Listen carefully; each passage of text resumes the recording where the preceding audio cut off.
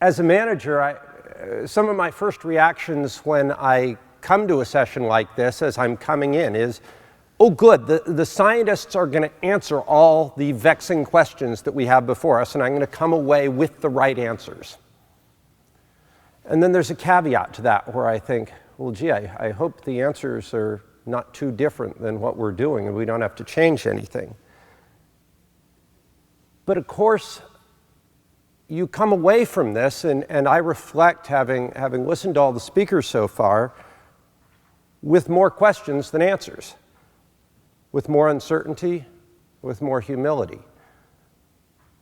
So that's the way science works. And I want to thank all of the scientists who have added to our knowledge and added to the questions that we have to look at here. One of the things I think is tremendously valuable about the opportunity to be here near and with one of the top natural resource universities is the opportunity to interact with science on the cutting edge. So thank you. I guess one of the big packages of lessons that I get out of this is that it all depends. It all depends, in part, on your objectives. I heard yesterday that if we're after Douglas fir regeneration and that's our principal goal, even-aged management makes a lot of sense. It's been proven to work. If we're after carbon sequestration and that's our principal goal, letting the forest alone is probably a pretty good answer there. If we're after songbird species richness, sounds like thinning is pretty beneficial, but not for the varied thrush. It all depends. And yeah, Kurt stole some of my thunder there a little bit, but it depends, and I think it's critical that we have different objectives and different treatments and different answers across a large landscape. It gives us more options in the future. It gives us more cogs and wheels, gives us more retention of pieces. So on the Siuslaw National Forest, we have a pretty unique situation. We manage 630,000 acres in the Oregon Coast Range. And under the Northwest Forest Plan, essentially all of the Siuslaw National Forest is allocated to either late successional reserve or riparian reserve or some combination of the two. So our role, our niche under that direction is to manage to provide the late successional characteristics on the landscape as opposed to the other landowners who are managing for other objectives. So we're part of, if you look at the micro level, we've got diversity within stands. If you look at the landscape level, we're part of a solution of providing diversity on landscapes. We've managed these lands for a little over 100 years, of which about 40 years were managed for pretty intensive timber production. The last 20 years have been managed for restoration and density management, thinning primarily. And you know, one of the early speakers who spoke about social license and public acceptability and scenic values captured something that I think that we've seen, which is that restoration forestry has been non-controversial for us. For the last 15 to 20 years of thinning in plantations, we've had a lot of social license. We've had wonderful opportunities to work with a wide range of partners to actively manage these plantations to restore them towards a historic range of variability trajectory. And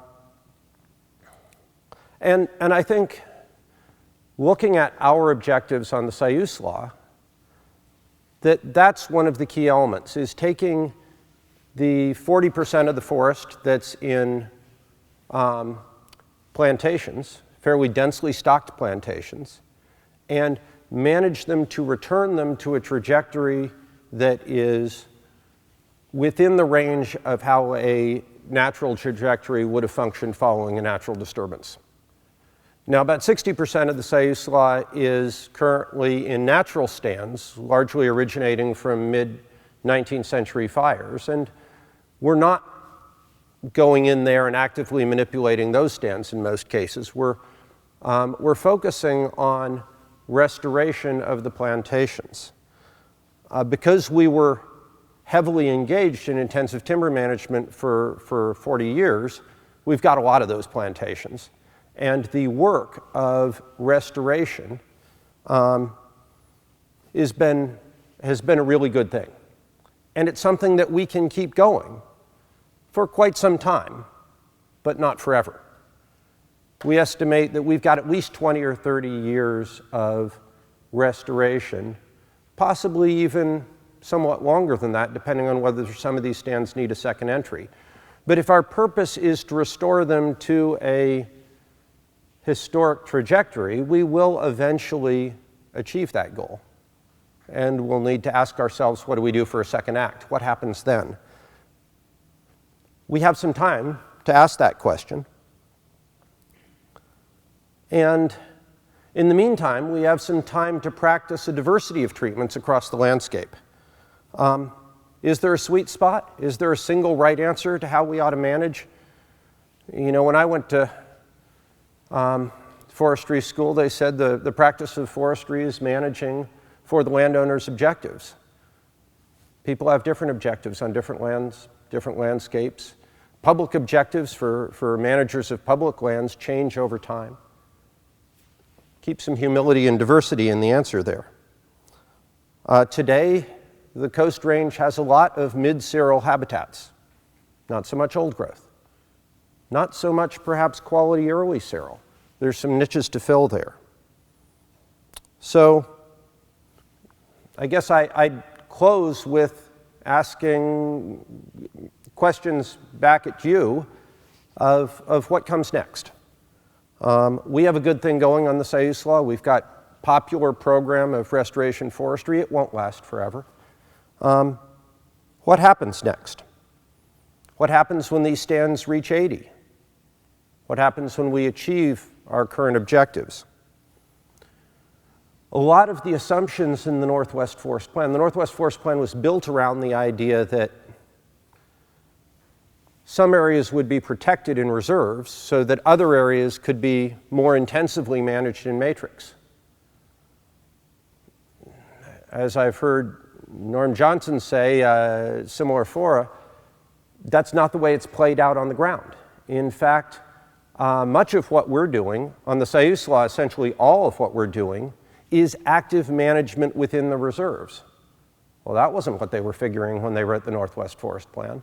And so the plan spends less time and energy on how we ought to manage these reserves over the long term.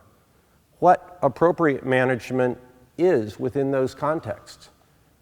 Is regeneration a part of that picture? And if so, how and where? We have some time to figure those things out, but they will be some of the questions for the future. So I'm optimistic. I believe we have the right science, the right scientists investigating these questions. We will be rich with questions for the future. This isn't going to end up with one set of public values and one set of right scientific answers to them, and that's why we're here. So I want to thank you again for sharing with us the results of your work, and I'd sure entertain any questions.